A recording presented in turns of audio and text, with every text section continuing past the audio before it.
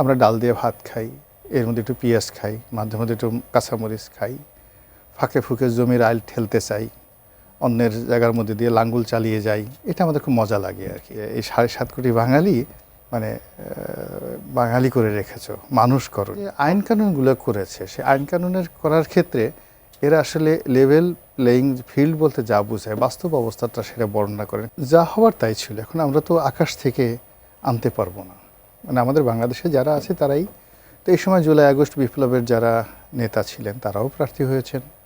বিএনপিতে যারা বৃদ্ধ আছেন, যুবক আছেন, যুবতী আছেন, জামাতের মানে এখন পর্যন্ত কোনো ভারতীয় নাগরিক বাংলাদেশে প্রার্থী হয়নি।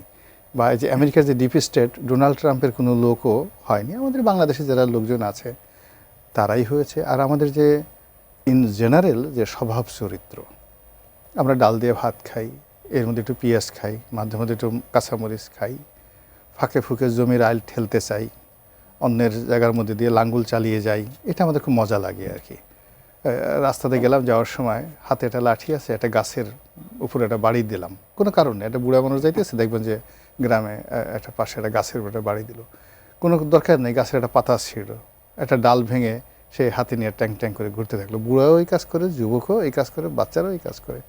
তা আমাদের এই যে একটা সহজাত বাঙালির যে অভ্যাস, সেই অভ্যাসের সবগুলোই এই নির্বাচনে ফুটে উঠেছে। আমরা যদিও বিভিন্ন সময় বলেছি যে আমরা আমেরিকা হতে চাই, ইংল্যান্ড হতে চাই, সিঙ্গাপুর হতে চাই, উন্নত হতে চাই, কিন্তু আমার কাছে মনে হয় যে রবীন্দ্রনাথ ঠাকুরের হে মুগ্ধ জননী, যে এই ৭.৫ কোটি বাঙালি মানে বাঙালি করে রেখেছো, মানুষ করনি। হলফনামা নিয়ে অনেক কথা হচ্ছে। হ্যাঁ, হলফনামা তো এরকমই হওয়ার কথা ছিল। মানে মূল ব্যাপার হলো যে আমরা অনেকের যেমন দেখা গেছে যে সত্যিকার অর্থে একজনে ধরেন একটা বাড়ি রেখে গেছে, বাপের বাড়িতে সে থাকে, এটা তো তার বাড়ি না। এখন বাপের বাড়িতে থাকে, তার কোনো আয় রোজগার নাই। নেতাকর্মীরা বা অন্য বিভিন্ন জায়গাতে সে চাঁদাবাজি তুলে, চাঁদাবাজি করে, বিভিন্ন লোক ডোনেশন দেয়, মানে টেনে টুনে চলে।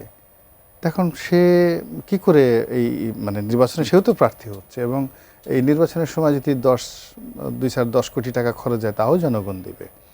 এখন এই যে আইন কানুনগুলো করেছে, সে আইন কানুনের করার ক্ষেত্রে এরা আসলে লেভেল প্লেয়িং ফিল্ড বলতে যা বোঝায়, বাস্তব অবস্থাটা সেটা বর্ণনা করেন। তারা যদি বলতে পারতো যে আপনারা নির্ভয়ে নিশ্চিন্তে মানে যার যা ইচ্ছা সেই কথাটা সত্যভাবে লিখুন, আর এইভাবে সত্য লিখলে দুর্নীতি দমন কমিশন থেকে শুরু করে কোথাও আপনারা জিজ্ঞাসিত হবেন না, বরং এখানে প্রার্থী হওয়ার কারণে যা লিখবেন সেটা বৈধ হয়ে যাবে, মানে এটা হোয়াইট হয়ে যাবে। ফলে দেখবেন যে মনের আনন্দে সে বলতো আমি কারণ বাজার থেকে ৩৩ কোটি টাকা চুরি করেছি। কেউ লিখতো আমি অমুক ব্যাংক থেকে টাকা মেরে দিয়েছি, আমি টাকা দেই নেই। কেউ বলতো যে আমি ওই চাঁদাবাজি করেছি। কেউ বলতো আমাকে রাম শ্যাম গণেশ এই নির্বাচন উপলক্ষে ১০ কোটি টাকা দিয়ে দিয়েছে। এই কথাগুলো তারা সত্যভাবে লিখতো। কিন্তু এখানে জিনিস হলো কি, দোষ তো নির্বাচন কমিশনের। সে এমন একটা মানে আইন কানুন করেছে, মনে হয় যেন এটা একটা জান্নাতি শহর। মানে এখানে কেউ মিথ্যা বলবে না, এখানে সব কিছু সত্য থাকবে। যে সমাজে টাউট বাটপারের দাম বেশি, যে সমাজে গুন্ডা বদমাশের দাপট বেশি, যে সমাজে অপরাধীদের মূল্য হয় বেশি, যে সমাজে শুধুমাত্র টাকা থাকলে অন্য কোনো কিছু দরকার নেই, শুধুমাত্র টাকা আছে এই কারণে আপনাকে মানুষ সম্মান করবে, যে সমাজে আপনার একটা পদ আছে কিন্তু ক্যারেক্টারিস্টিক্স নাই, নীতি নৈতিকতা নাই, কোনো কিছু নাই, কেবল আপনি রাজনৈতিক দল বা সরকারের একটা পদ আছে, এই কারণে সমাজ আপনাকে একটা বড় চেয়ার দেয়। তো সেই সমাজে আপনি একেবারে দেবতুল্য আইন করবেন, কানুন করবেন, আর সবাই সেখানে একেবারে সেই যাকে বলা হয় ধর্মীয় গ্রন্থের মতো সেভাবে সব কিছু ওখানে সত্য ভাষণ করবে, ধর্মপুত্র যুধিষ্ঠিরের মতো। এই চিন্তা করাটাই তো ভুল আর কি। আমার কাছে মনে হচ্ছে যে এই যে হলফনামা হয়েছে, যারা বলেছে তারা ঠিকই আছে, আর যারা এই হলফনামার যে আইন কানুন করেছে আসলে তাদের বিচার হওয়া উচিত।